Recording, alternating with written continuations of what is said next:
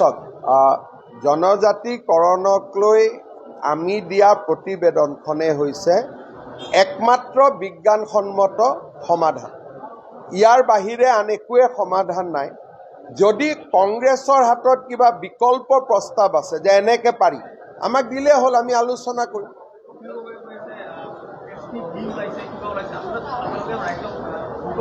নাই, আমি বুৰ্বক বনাইছোঁ বনোৱা নাইতো ৰাইজে চাব।